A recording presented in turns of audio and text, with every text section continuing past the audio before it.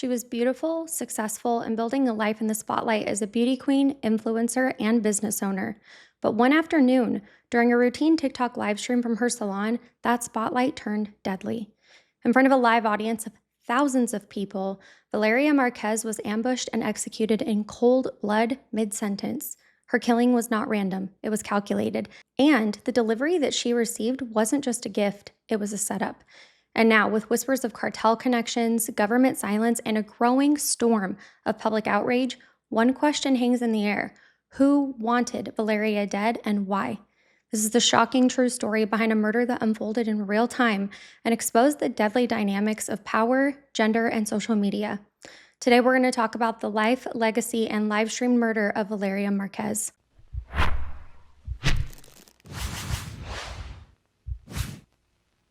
Welcome to the True Crime Nurse, everybody. My name is Kat, and I'm a registered nurse who loves all things nursing and true crime. Don't forget to subscribe and leave me a comment down below for any cases that you want me to check out, and I will take a look into them. Also, bear with me today, you guys, because there's a lot of statements that were actually translated from Spanish to English and many names and places that I may not say perfectly, but I'm doing my best.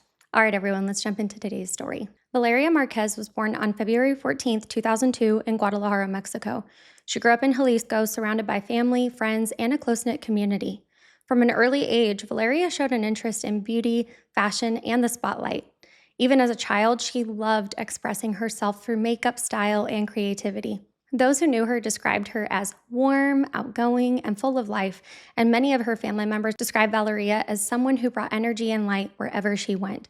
She loved being around her cousins and friends, and according to one of her relatives, she was, quote, very cheerful, open, and caring. Others remembered her as playful, generous, and deeply affectionate. She was someone who truly enjoyed life and made those around her feel included and uplifted always. Valeria wasn't only interested in beauty, though. Many were surprised to find that she actually pursued dentistry at one point, and she chose that path because she envisioned a professional career far beyond her passion for fashion and social media. But eventually, her passion for beauty took center stage in her late teen years, despite those initial plans to become a dentist. Valeria's journey into the public eye began when she was only 16 years old. That's when she started modeling for local brands in Mexico, taking her first steps into the beauty and fashion industries. One of her earliest jobs was actually with a Mexican clothing company, and this experience gave her some time in front of the camera and introduced her to what would become a long career in both branding and in beauty. As she built her modeling portfolio, Valeria began to be noticed in local fashion circles. By 2021, she actually reached a dream milestone when she was crowned Miss Rostro 2021, which is a regional beauty title that translates to Miss Face 2021. This win really helped solidify her place in Jalisco's scene, and media also noticed her at that time. I mean, who couldn't notice her beauty? This put her on the map as an emerging influencer. For Valeria, this wasn't just a one-time moment of fame. It was a stepping stone to something much bigger. After her win, Valeria continued modeling in campaigns for several regional brands.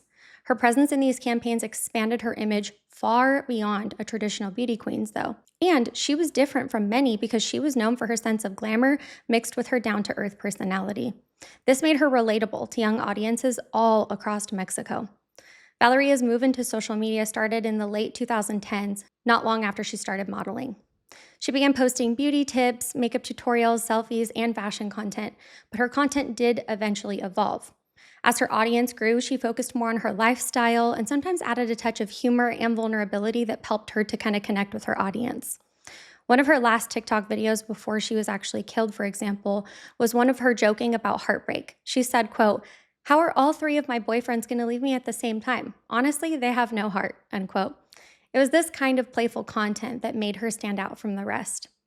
By 2024, Valeria had successfully carved out a place for herself in Mexico's influencer community. She had grown a significant following by this time, especially on TikTok and Instagram. In August 2024, at the age of only 22, she opened her own boutique beauty salon called Blossom the Beauty Lounge. The salon was a dream come true for her. It wasn't just a business venture. It was an extension of her personal brand and a new platform for her to connect with her clients and followers. Blossom the Beauty Lounge offered a wide variety of beauty services with everything from haircuts to eyelash extensions and manicures and pedicures. The salon became a backdrop for many of Valeria's videos and posts, and she oftentimes filmed her actual beauty tutorials in the salon. She even posted her final Instagram post from inside this very space that she had dreamt of. The salon wasn't just a workplace for her. It was a part of her everyday content creation and her connection to the community. Sadly, it also allowed people to know where she was. On Tuesday, May 13th, 2025, Valeria Marquez went about what initially seemed like a normal day for her at the Blossom Beauty Lounge. Like she did frequently, she decided to go on live on TikTok in that early afternoon. These live streams were a part of her usual daily content, and it was kind of a way for her to interact with her followers, show some behind-the-scenes moments, and simply just chat while working. But what began as a routine broadcast would quickly turn into one of the most widely viewed violent crimes in recent Mexican history. Reports indicate that Valeria began streaming about 6 to 6:30 p.m. local time. She was sitting at a table inside the salon talking casually to her followers. The business was located in a small commercial plaza, and at that hour, there were very few clients or coworkers nearby. The early minutes of that live stream showed several deliveries that had arrived at the salon. This was a sequence that, in hindsight, appeared coordinated. The first person to show up was a man on a motorcycle who delivered a pink Starbucks drink. Shortly afterward, another delivery person brought a pink plush toy, which was a pig, that Valeria was seen holding during the live stream. These gifts initially seemed harmless and might have been meant to kind of reassure her or lower her guard, and they were also consistent with gestures that she frequently received from fans or friends, so to her this didn't seem entirely out of the ordinary. But even as she smiled and chatted, something seemed to be on her mind. Earlier that day, there had been a strange delivery attempt that actually left her feeling kind of unsettled, and I can't help but wonder if this was her intuition. She told her viewers about it as it was unfolding live. A friend or coworker referred to in the media as Erica had contacted her saying, quote, "Hey babe, they're bringing you something and I don't know what it is, but they want to give it to you," end quote. According to Valeria, the delivery person insisted on handing over the item personally to her, even offering to wait up to an hour for her to arrive. The item was described as very expensive, which made the situation seem even more suspicious. On the live stream, Valeria talked about all of this in kind of an anxious tone. She asked on the live, "Who is going to give me something?" Then half joking and half serious, she added, "I think I'll get going. Maybe they were going to try to kill me." Those watching the live expressed concern in that chat. It was clear that she felt something wasn't right, and for a moment, she considered leaving early. But she stayed, possibly out of maybe professionalism or maybe because she hoped that that discomfort would just pass. But then came the final visitor. Around 6:30 p.m., a third man arrived. This one was wearing a face covering and posing as a delivery courier. According to Valeria's coworkers, the man said that he needed to take a picture of Valeria with the package to confirm the delivery and insisted that the item was very valuable. He waited outside earlier but now was coming back in. The coworker who interacted with him noted that his face was not visible at all. Hola. ¿Valeria? Sí.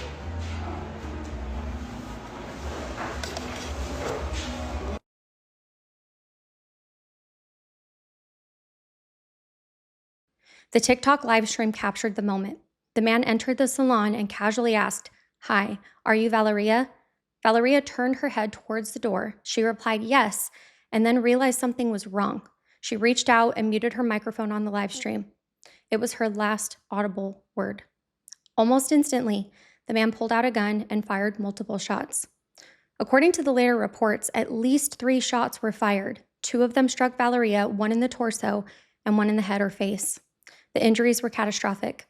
The video shows a sudden jolt of movement. Valeria appears to stand or kind of jump up, grabbing her chest and abdomen before collapsing backwards into her chair, out of view. The entire attack happened in just a matter of seconds. The gunman then fled the scene, and witnesses said that he ran out of the salon and climbed onto a waiting motorcycle driven by an accomplice. The two sped away quickly. Though Valeria had muted her microphone, the TikTok livestream continued, running for a few more moments. Viewers saw a glimpse of another woman, likely her coworker, rushing into the frame to be by her side. Her face was visible for only a couple seconds, but her reaction showed panic, and she realized what had just happened. She quickly picked up Valeria's phone and ended the live stream. By then, many of the people watching had witnessed a murder unfold live on social media. Could you even imagine seeing something like that?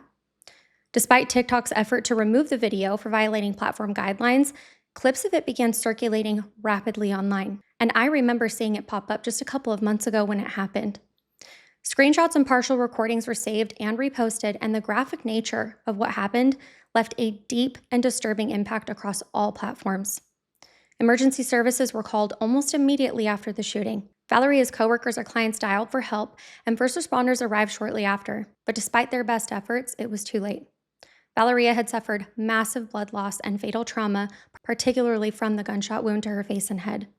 The official forensic report later confirmed that she had been declared dead on arrival at the emergency services facility, but that her injuries were so severe she had likely died at the scene. Specifically, it noted that the injuries to her thorax or chest and her face caused fatal hemorrhaging, making it impossible for her to have survived even with prompt medical attention. Hemorrhaging is severe blood loss, by the way, for those of you that don't know.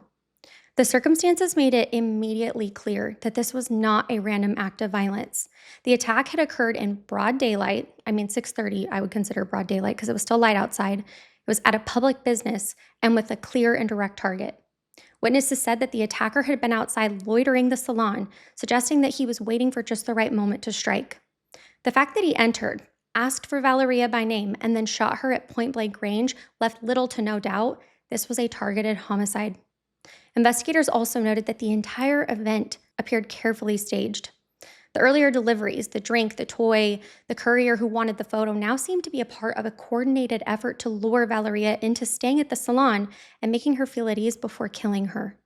The presence of a masked shooter and a getaway driver on a motorcycle matched typical patterns used by contract killers in Mexico. Jalisco authorities quickly said that this appeared to be the work of this type of group because it planned a hit, not a crime of passion or robbery gone wrong. The Jalisco State Prosecutor's Office quickly confirmed that 2 men had been observed near the salon at the time of the attack, likely the gunman and his accomplice. Witnesses also said that the 2 left the scene together on a motorcycle moments after the shooting. This matched the description given by the coworker who had interacted with that masked person earlier that day. Unfortunately, the investigation encountered a serious setback, though. The salon's own security cameras were not functioning at the time of the attack. Valeria herself had mentioned in previous videos that the cameras at the Blossom Beauty Lounge were down, and it turned out to be true. This meant that there was no interior footage of the attacker entering, shooting, or fleeing. Authorities canvassed the area for other sources of footage, though. They looked at external CCTV on neighboring buildings, including surveillance from the city's own network of public safety cameras, also known as C5. However, prosecutors later said that these city cameras didn't yield clear images of the suspects or the motorcycle either.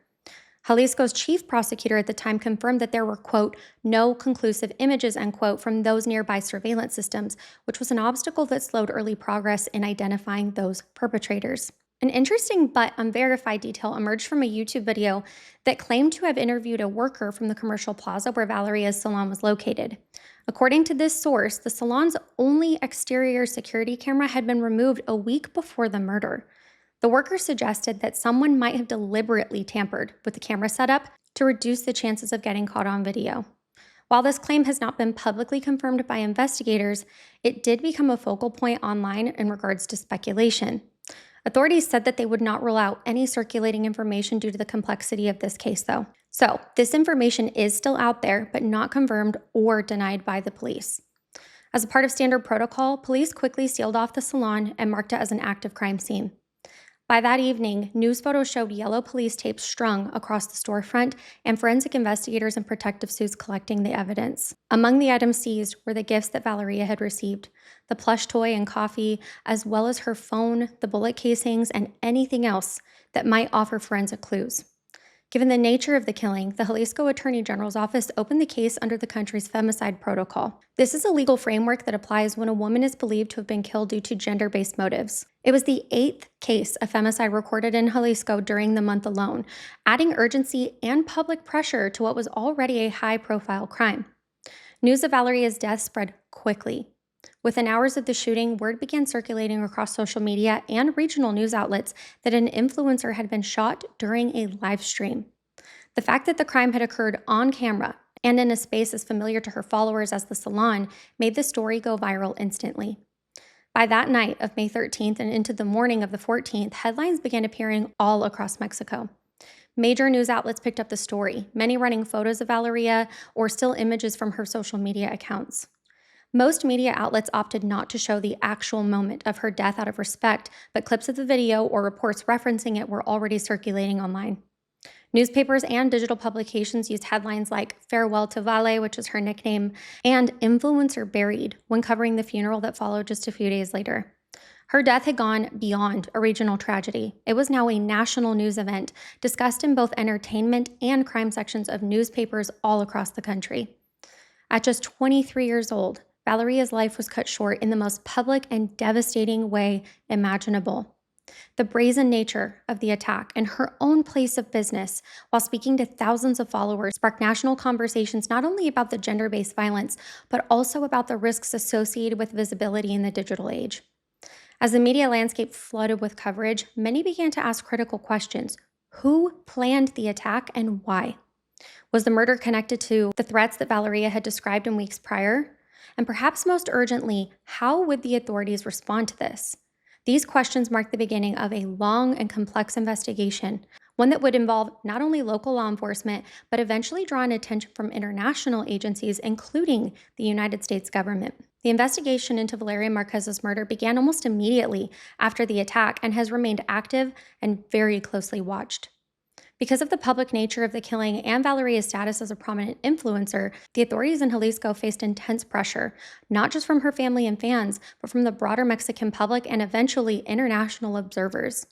As mentioned earlier, the Jalisco State's Prosecutor Office took the lead on this case. However, the case presented immediate challenges. The most critical issue was the lack of functioning surveillance equipment at the salon. With no security footage from inside the business and little usable external video, authorities had to rely heavily on the live stream, witness statements, and physical evidence. Over the first several days, dozens of people, including Valeria's friends, family, coworkers, and neighboring business owners, were all interviewed. On May 16th, just 3 days after the shooting, State Prosecutor Salvador Gonzalez de los Santos held a press conference to update the public. He reported that over 30 people from Valeria's personal and professional life had already provided statements. Quote, "We're interviewing everyone related to Valeria, friends, family, and acquaintances," end quote.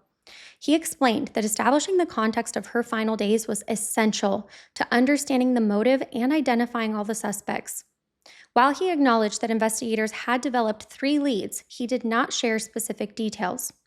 Based on what we know from the available information that is out there, these 3 are most likely the leads that they are referring to. First is the possibility that Valeria's former partner, a man with alleged ties to organized crime, which we will definitely dive into, was involved. There's also an alternate theory of robbery or unrelated violence gone wrong, though this seemed unlikely. And last is the idea that someone within her immediate circle may have contributed to the setup or had knowledge of what was coming. Many have speculated online on this. Of those 3, the theory involving her ex-boyfriend became the most prominent and widely discussed, and so we're going to focus a lot on that today. Valeria's ex-boyfriend was rumored to be connected to the Jalisco New Generation cartel, also known as CJNG. You'll hear me use that quite a bit. His name, according to reports, is Ricardo Ruiz Velasco, also known as Double R. In Spanish, I think it's Doble R. He is widely believed to be a high-ranking member of the CJNG and has been linked to multiple acts of violence as a cartel operator. The media, citing anonymous sources and leaked alleged messages, reported that Valeria had been trying to distance herself from her ex-partner for a long time. According to some of those accounts, their relationship had become dangerous and threatening. Several outlets published that they claimed that there were text messages between Valeria and her ex in which he became hostile and threatening when she stopped responding to his messages or when he was trying to break contact. In one alleged message, he warned her, mind you, this is a translation, quote, "You will learn to obey me. You don't know my worst side," end quote. In the days and weeks before her death, Valeria openly expressed fear for her safety. On social media, she posted screenshots of conversations where she claimed that he had threatened her. In one of those messages, she wrote that she held him responsible for anything that might happen to her or her family. That is chilling. Let me know in the comments if you feel like her saying that is a premonition, because I feel that this statement is very haunting and something that police should really consider. Her fears weren't just online speculation, though. She described an incident that occurred at a nightclub called Spade, where her ex allegedly had her forcibly removed.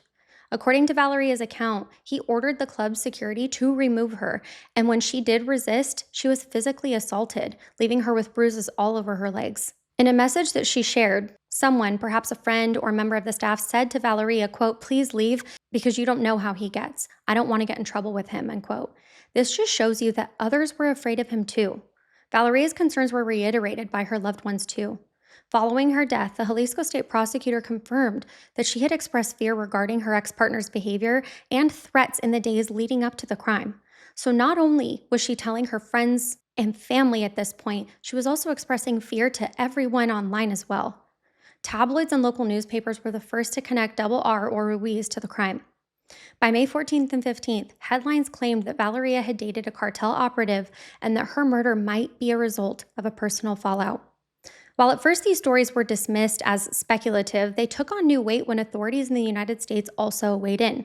On June 18, 2025, the U.S. Department of Treasury released an official statement announcing sanctions against several high-ranking members of the cartel. Among them was Ricardo Ruiz, or Double R, who was not only sanctioned for his alleged role in drug trafficking and violence, but also explicitly named as the main suspect in Valeria Marquez's murder. This is a significant development, and this took place only a couple of weeks ago. A foreign government, and a powerful one at that, had publicly aligned itself with the theory that Valeria had been murdered in a gender-based, targeted hit commissioned by a cartel lieutenant.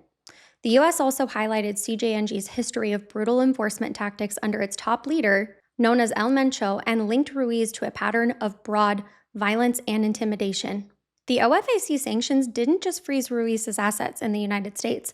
They also made it clear that American intelligence agencies were likely monitoring cartel operations involving gender-based violence. Interestingly, the U.S. mentioned that Ruiz was also suspected of involvement in the murder of a Venezuelan model, which is a claim that suggested a troubling pattern of violence against women associated with him. The global attention that these sanctions brought to Valeria's case increased pressure on Mexican authorities, who had not, at that point, publicly named any suspects. Following the U.S. announcement, the Jalisco State Prosecutor's Office was very quick to respond. On June 20th, just 2 days later, Prosecutor De Los Santos addressed the media once again. He said that, as of that time, his office had, quote, "no data whatsoever," unquote, linking Ruiz to Valeria's femicide. He emphasized that while they couldn't rule anything out, they had no concrete evidence that connected Double R to the crime. Gonzalez also said that his office had reached out to the U.S. Embassy in Mexico to request any information that had led the Treasury to make such a strong public statement. He said, quote, "we are waiting to see what information they have or where they got that information, and if it's useful to us, we will incorporate it into our investigation," unquote. The prosecutor also clarified an important legal point. The U.S. Treasury is a financial and diplomatic body, not a criminal investigative agency in Mexico. While his statements can carry some political weight, they don't automatically serve as admissible evidence in a Mexican court. The prosecutor confirmed that he was open to collaboration and that any intelligence from U.S. authorities could potentially help move the case forward. This was actually the second time that the mayor had tried to distance the case from the cartel involvement. Back in May, when early rumors emerged tying Valeria's ex to organized crime, he had denied that the investigation was focused on any one individual, particularly not a cartel boss. Observers speculated that this might be a mix of legal caution and political prudence. Accusing a known cartel figure without solid, court-admissible evidence could not only backfire legally, but also could pose real-world risks for investigators and the witnesses. At the state level, Governor Pablo offered support for the investigation. He stated that multiple leads were being pursued but refrained from commenting on these specific suspects publicly. His office emphasized that the case remained active and that justice would be pursued no matter how powerful the perpetrator would be. So, as of now, August 2025, no formal charges have been brought against Valeria's ex-boyfriend by Mexican authorities. Valeria's family has refrained from publicly discussing details of her personal relationships, likely out of concern for their safety and to avoid interfering with the investigation. However, they did issue a public plea for the authorities to thoroughly investigate everyone who was with Valeria in those final hours before her death. It breaks my heart that her own family cannot express their sincere thoughts in the media without fear of retaliation. The power that the cartel has in Mexico is absolutely undeniable, and this case is a heartbreaking example of that. We do have a lot more to talk about, though, so don't go just yet. Valeria had a close circle of friends, many of whom were a part of her daily life sometimes, and also appeared in social media posts and in her lives. Among them was someone named Vivian, who became a central figure in the public conversation following Valeria's murder. Vivian was reportedly watching Valeria's TikTok live stream at the moment of the shooting, which added to the intense scrutiny around her role, or lack thereof, in what happened. In the chaotic days following the crime, social media speculation led some users to accuse her friend Vivian of somehow being involved in the murder. There were rumors that she had actually sent Valeria a gift that lured her to the salon that day. There was also a lot of speculation and confusion over whether Vivian was the same person as Erica, who's a colleague that interacted with the delivery person that day at the salon. The overlap of names and the fragmented early reports led accusations that lacked clear evidence but spread rapidly. As the rumors escalated, Vivian publicly defended herself. She explained that Valeria often received gifts at the salon and that there was nothing unusual about a package arriving unexpectedly. In a post directed at the public, she wrote, quote, "I would never do anything to hurt her," end quote. She asked people to please stop spreading baseless accusations and to focus instead on honoring Valeria's memory. Authorities also addressed these rumors. The Jalisco prosecutor confirmed that Vivian was neither missing nor considered a suspect. He emphasized that she was reachable and that investigators intended to speak with her as a close associate of Valeria. There was no indication from official sources that Vivian was involved in the crime in any way. She was being contacted like the other friends and colleagues who might provide additional context to the investigation. Vivian is a very controversial person in this case, though, and based on what I've seen online, many believe that she is still involved. Beyond Vivian, Valeria's wider circle of friends and family cooperated with the investigation in the weeks following the crime. One of Valeria's aunts publicly called for authorities to carefully analyze the video of her killing, suggesting that more than one person may have been involved in planning or facilitating the actual crime. I'll be honest with you, though, and you know that I don't like to share my personal opinion often, but I do find it strange that there were others in the salon, so witnesses that could have identified the shooter, and yet nobody else in the salon was killed. I also believe that there could be multiple people involved, but let me know your thoughts down below. Online observers also noted that 2 women were visible in Valeria's final moments, one believed to be Erica, the salon coworker, and the other possibly texting. Some suggested that their interactions with the supposed delivery man or the timing of their messages could hold clues. Now, while no direct involvement was ever confirmed, the family encouraged investigators to examine all aspects of what happened and who was present in those final moments. This openness to exploring every possibility reflected the family's determination to see the case thoroughly investigated. They made it clear that they wanted every person who interacted with Valeria that day, including friends, colleagues, or clients, to be considered in the official inquiry. It was a way of ensuring that no part of the story would be ignored and that justice would have every opportunity to be served in this case. On July 12, 2025, 2 months after the murder, the vice prosecutor for criminal investigation issued another public update. He confirmed that the specialized femicide unit was leading the case and had made advances, but could not disclose further details due to the sensitivity of the matter. He noted that the case was receiving, quote, "a special follow-up," end quote, which is due to the high-profile nature and public scrutiny surrounding it. His message was essentially, "We're working on it, but we just can't say what yet." By classifying the case under the Femicide protocol, investigators acknowledged from the outset that this was not just an isolated homicide. It was a potential gender-based killing in which Valeria's identity as a woman and her personal relationships may have played a central role in this motive. Under Mexican law, femicide is defined as intentional killing of a woman because of her gender, often by an intimate partner or in the context of a relationship involving control, abuse, or threats. Prosecutors who invoke femicide protocols are required to follow stricter investigation standards, and if the case results in a conviction, the penalties are significantly harsher. Jalisco authorities made this classification clear right after Valeria's death. They indicated that they were not treating it as a crime of opportunity or mistaken identity, but as a targeted killing likely connected to threats as she had reported from a former romantic partner. The case also drew attention from Mexico's federal government. President Claudia Sheinbaum, who had taken office in October 24 as Mexico's first female president, publicly acknowledged the murder during one of her daily press conferences. Sheinbaum expressed condolences to Valeria's family and assured the public that the federal security cabinet was coordinating with Jalisco state prosecutors. She said, quote, "There is an ongoing investigation and we are working to find those responsible and to understand the motive," end quote. She also asked the public not to share the video of Valeria's killing anymore as a gesture of respect for her memory and to protect her family from additional trauma. I was really glad to see that she made this request for them. While many welcomed the president's remarks, some women's rights activists criticized the response as mostly symbolic. One advocate noted that despite having a female president, Mexico's justice system, particularly when it comes to violence against women, remains broken in so many places. At the local level, the mayor also made a statement. He said that the city had no official record of Valeria requesting protection or filing any reports of threats prior to her death. He described femicide as the worst thing facing Mexican society today.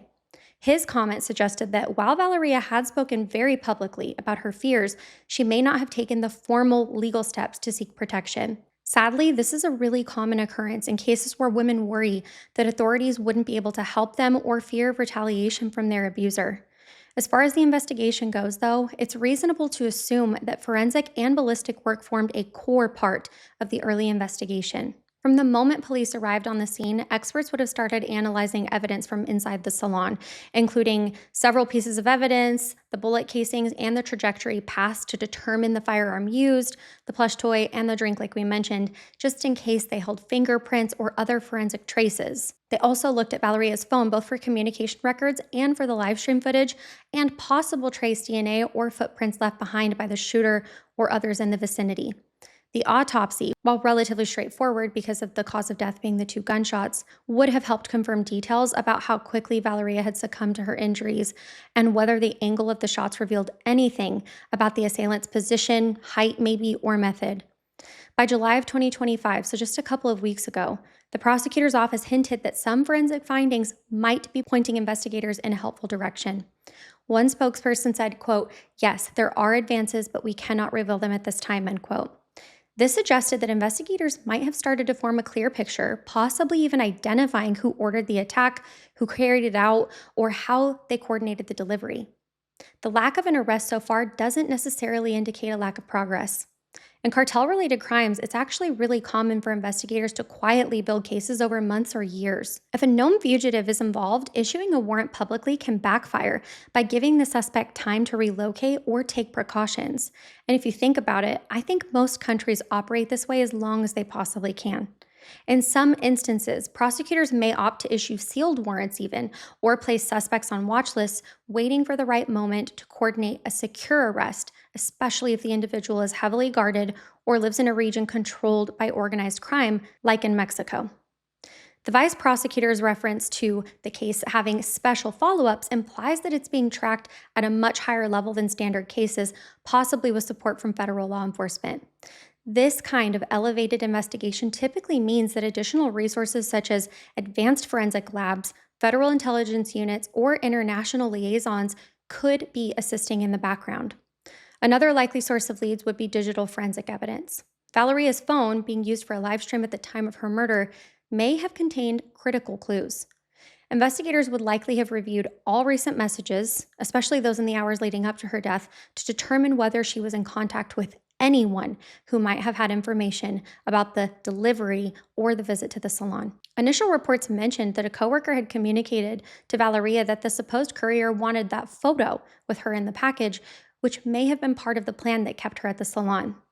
Some early rumors in social media incorrectly suggested that Vivian, her friend, had sent her that message. That theory was later corrected, like we kind of touched on earlier. It appears that the message came from someone physically present at the salon, possibly the coworker Erica. The murder of Valeria Marquez triggered a wave of intense public response, ranging from mourning and tributes to calls for justice and sadly a lot of victim blaming. I am very disappointed to see how many people online feel that because she dated someone in the cartel that she somehow deserved this fate. Nobody deserves this fate. No one should have their life taken in this way. Because her killing was witnessed by thousands online and quickly became a national and international news story, the reactions unfolded at a rapid pace across social media, news outlets, and in physical memorials outside of her own salon. Valeria's funeral was held just a few days after her death in May 2025. A mass was held in where her family, close friends, and members of the local beauty and influencer communities could come together to say goodbye. News outlets covered the service, publishing photographs of mourners, floral arrangements, and Valeria's white casket, which was topped with more white roses. Many attendees wore white or light-colored clothing as a sign of respect and peace for her.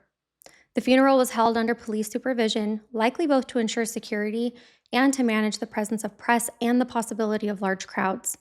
Heartbreakingly, just days after her funeral, reports emerged that Valeria's grave had been vandalized.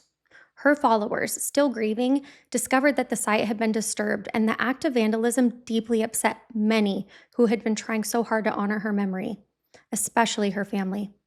In response, several of her supporters decided to return to the cemetery to restore her gravesite. One young woman posted a video on TikTok from the actual location saying, quote, "She didn't deserve this. Together we left it how it should be, beautiful, full of flowers and peace," end quote. To understand the impact of Valeria Marquez's murder, it's important to view it in the broader context of gender-based violence in Mexico, particularly femicide. If you remember, we actually touched on this in the Shanquilla Robinson video. Mexico has long struggled with violence, but the rise in femicide over the last 2 decades has been especially alarming. Mexico recorded more than 1,000 femicides in 2023 alone, and those are just the cases officially classified that way.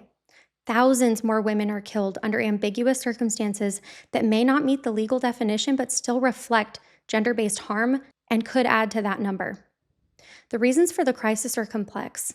A high percentage of femicides in Mexico go unsolved, and estimates suggest that 90% of these cases don't even result in a conviction. In some regions, local law enforcement may be compromised by ties to organized crime, making it difficult to conduct thorough investigations, and many women who experience threats or violence don't report it, often because they don't believe that the system can help them, and they're afraid of retaliation. The CJNG cartel has been linked to acts of gender violence in the past across Mexico. Cartel members have been accused of using women for extortion, trafficking, and even punishment killings tied to personal vendettas. In that context, Valeria's case doesn't just reflect an isolated act of violence.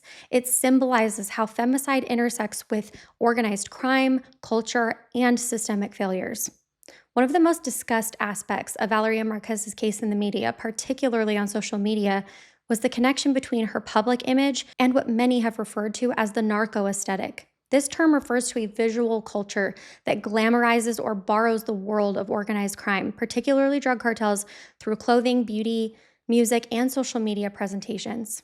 In Mexico and other parts of Latin America, this aesthetic includes specifics like designer clothing, cosmetic enhancements, luxury accessories, flashy vehicles, romantic connections to men in power, and certain attitudes shared online. While the look is not inherently criminal, it has become controversial in the places that suffer from the cartel. For many, it symbolizes success, status, and power. For others, it's associated with violence, exploitation, and inequality. Valeria, like many influencers, often presented herself with a carefully curated image. She wore stylish outfits, posed with luxury beauty products, and posted highly produced videos that showcased her work as a cosmetologist and model. In one video that resurfaced after her death, she appeared in a music video in a genre known for its connections to the cartel. Some observers pointed to this as further evidence of her supposed connections to the criminal circles, while others saw it as just another job in entertainment. In Valeria's case, this dynamic created confusion, speculation, and sometimes judgment. Was she simply a young woman embracing popular fashion and building a brand, or was she involved with powerful and dangerous people behind the scenes? The truth may be more complicated than that, though. Many of the elements attributed to Valeria's narco image could just as easily describe dozens of beauty influencers with no criminal ties. The fact that her ex-partner was later identified as a cartel figure complicates this case, but it should not become the sole lens through which her life or death is understood. As of mid-2025, her case remains unsolved. No suspects have been arrested. Authorities have promised progress and international attention, particularly from the U.S. government, because they have put pressure on investigators. But as her family, followers, and activists also know too well, promises don't always translate into justice. Valeria's story continues to circulate heavily online, not just because of the shocking way she died, but because of what she represented. A young woman striving for success, navigating love and work in a society that often fails to protect women like her. She was ambitious, visible, and outspoken, traits that should be celebrated, not punished. Valeria's case raises a powerful question that remains unanswered for so many women in Mexico.